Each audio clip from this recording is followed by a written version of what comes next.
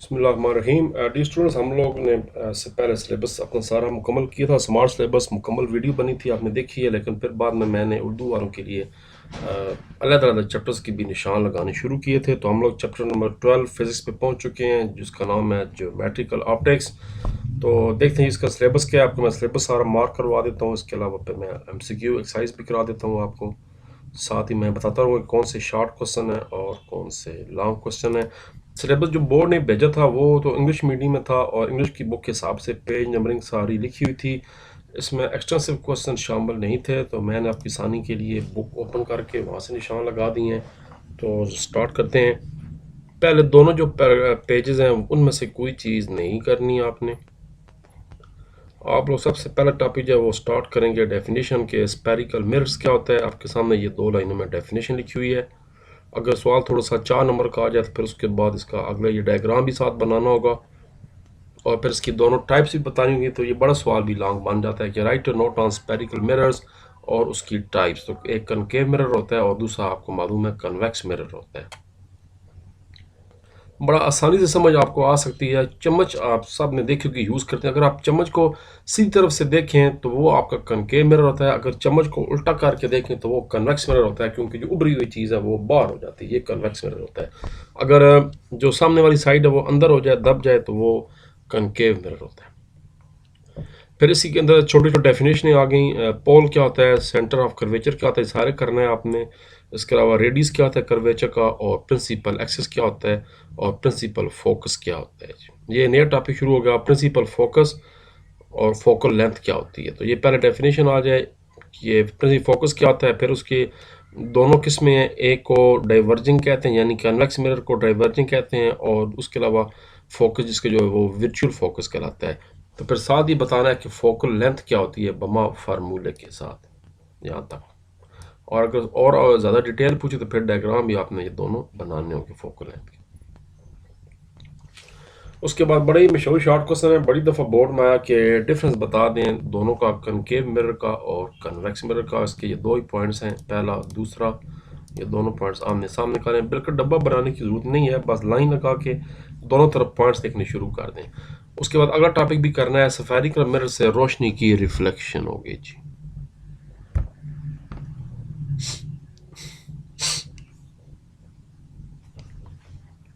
इसके साथ डायग्राम बनेगा। सरगर्मी एक्टिविटीज़ कोई भी नहीं करनी, सारे कैंसिल कर दें।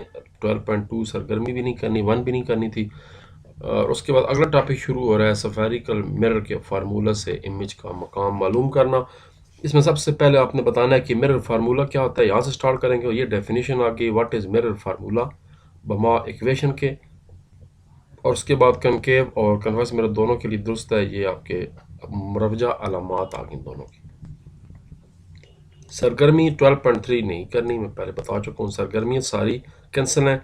एग्जाम्पल सारी करनी है, 6 एग्जाम्पल है, 6 की 6 करनी है। एग्जाम्पल नंबर 12.1 करनी है, फिर उसी के साथ 12.2 है, ये भी एग्जाम्पल करनी है। फिर 12.4 टॉपिक है रोशनी की रिफ्रैक्शन। अब रोशनी की रिफ्रैक्शन शुरू की, पहले डेफिनेशन बतानी है कि रिफ्रैक्शन होती क्या है, और फिर हम डेफिनेशन बताएंगे। ये होगी डेफिनेशन के रिफ्रैक्शन क्या होती है। यहाँ से स्टार्ट करेंगे और यहाँ तक आ जाएगा ये व्हाट इज़ रिफ्रैक्शन। उसका टिक करें डायग्राम, और फिर अगला टॉपिक है कि रोशनी की रिफ्रैक्शन क्या होती है, यहाँ तक। तो ये टॉपिक यहाँ पर ख़त्म हो रहा है। अगला लॉन्ग सवाल भी आ चुका है कि सॉरी, लॉन्ग सवाल छोटे नंबर का आता है, 3-4 नंबर का, कि रिफ्रैक्शन के कवानीन बयान करें। 2 डेफिनेशन हैं और उसके अंदर फिर एक्सटेंशनल्स का लॉ होता है। मीडियम में रोशनी की स्पीड कितनी होती है, आपको मालूम है कि 3 मशहूर मीडियम है, पानी है, हवा है और शीशा है। तीनों मीडियम में जो रोशनी की रफ्तार है, वो जो स्पीड है वो डिफरेंट होती है। ये हो गई फ़ज़ा में स्पीड, उसके बाद होगी आपकी रोशनी में स्पीड, और फिर आपकी होगी ग्लास यानी शीशे में से जब गुजरती है। तो MCQ बड़ी दफ़ा ये आ चुके हैं। रिफ्रैक्टिव इंडेक्स क्या होता है, उसकी डेफिनेशन बमा फार्मूला के। उसके साथ ही फिर एग्जांपल नंबर 2.3 भी करनी है।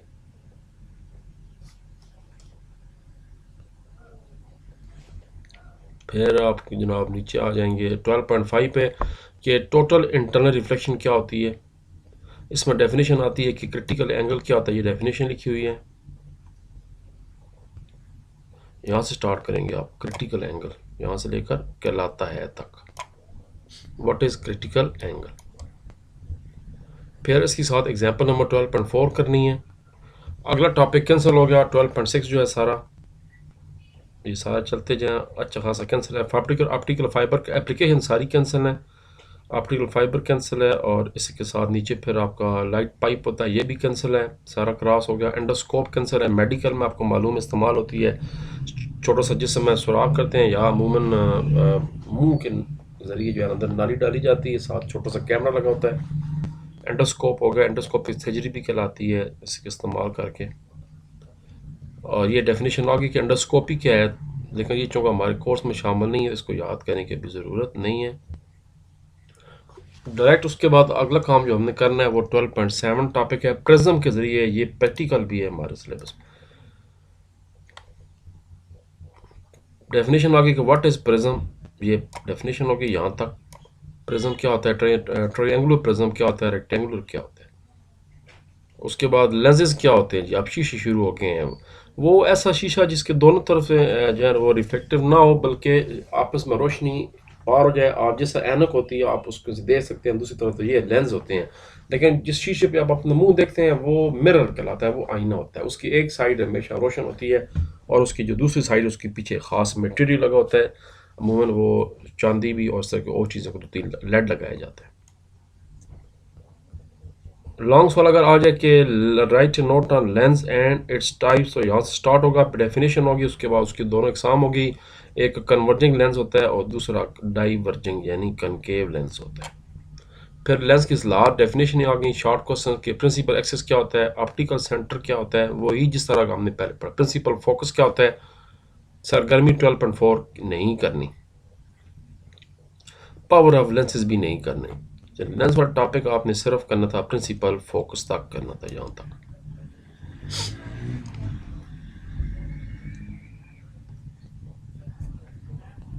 उसके बाद आगे जी इमेज की बनावट बजरिया लेंस 12.8 कैंसिल हो गया, सारा कैंसिल हो गया। नीचे कन्वेक्स बनावट कैंसिल हो गया। 12.10 उसके बाद करना है आपने, उससे पहले सारा कैंसिल था। इमेज की लोकेशन बजरिया लेंस इक्वेशन, छोटा सा टॉपिक था, डायग्राम के साथ इसको आपने प्रूव करना था, यहाँ ख़त्म हो गया। और लेंस की हमने जो असलात, फिर शॉर्ट क्वेश्चन आगे कि फोकल लेंथ क्या होती है, जिस्म का फासले से क्या मुराद है, और इमेज के फासले से क्या मुराद है। इसी के साथ फिर 12.5 और फिर नीचे 12.6 है, ये दोनों एग्जाम्पल करनी। उसके बाद आगे जी इस्तेमाल आगे लेंस के ये सारे कैंसिल हो गए हैं। कैमरा कैंसिल हो गया। उसके बाद ये चैप्टर एंड तक कैंसिल है। कैमरा भी कैंसिल है। उसके बाद स्लाइड प्रोजेक्टर कैंसिल है। उसके बाद फोटोग्राफर एनलार्जर कैंसिल है। सादा माइक्रोस्कोप कैंसिल है। नीचे कंपाउंड माइक्रोस्कोप है, वो भी कैंसिल है। रेजोल्यूशन पावर कैंसिल है, रिजॉल्विंग पावर सॉरी। फिर कंपाउंड माइक्रोस्कोप की मैग्नीफिकेशन कैंसिल है। कंपाउंड माइक्रोस्कोप का इस्तेमाल कैंसिल है। टेलीस्कोप कैंसिल हो गया। टेलीस्कोप कैसे काम करती है, रिफ्लेक्टिंग, ये भी कैंसिल है। उसकी मैग्नीफिकेशन से क्या मुराद है, ये भी कैंसिल हो गया। उसके बाद आखिरी टॉपिक आ गया, इंसानी आंख शुरू हो गई।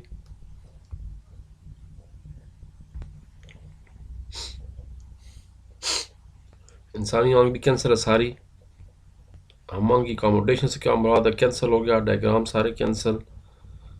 उसके बाद आगे जी आपकी आंखों की बीमारियों से पहले, बीमारी से पहले बताया जाएगा कि नियर पॉइंट क्या होता है और फार पॉइंट क्या होता है, फिर उसकी बीमारियाँ क्या हैं। बात की नज़र ख़राब होती है दूर से, और बात की नज़र ख़राब होती है करीब की, सारी बीमारी। मगर ये सारा कोर्स कैंसिल हो गया, बई नज़री भी कैंसिल हो गई। और अब आ जाए आखिर में समरी जो है वो खुलासा करना है आपने। समरी MCQ एक छोड़ के बाकी सारे करने हैं, मगर मैं रिकमेंड करता हूँ कि सारे कर लें। पहले MCQ कौन सा, जी में इसकी फ्रीक्वेंसी से। अगला जो MCQ है, कन्वर्जिंग मिरर का ड्रेस 20 सेंटीमीटर है, रेडियस इसका जो फासला है वो 30 सेंटीमीटर है, तो जिस्म का फासला क्या होगा, -7.5 सेंटीमीटर। बे ऑप्शन है। एक जिस्म कनकेव मिरर के सेंटर ऑफ कर्वेचर पर पड़ा हुआ है, तो उसकी पोजीशन में की क्या होगी, सेंटर ऑफ कर्वेचर पर होगी, बी ऑप्शन। जिस्म का ऑप्शन जो MCQ नंबर 4 है, इसका आंसर जी में -9.9 सेंटीमीटर। इंडेक्स ऑफ रिफ्लेक्शन का इंसार किस पर होता है? स्पीड ऑफ लाइट यानी रोशनी की स्पीड पर होता है। Option B.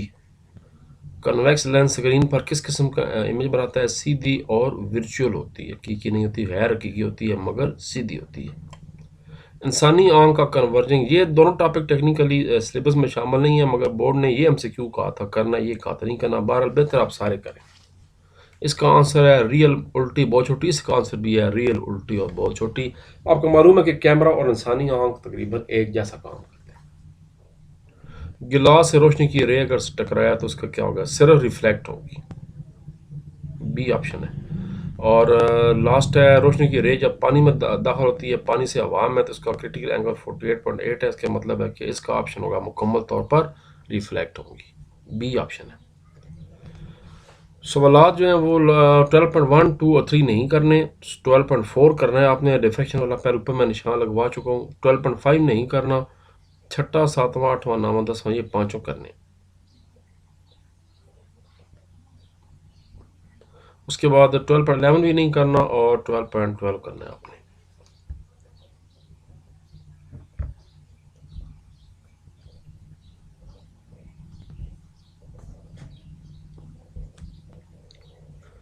उसके बाद 12.12 के बाद बाकी सारे एंड तक नहीं करने। 12.13 से लेकर 20 तक नहीं करने।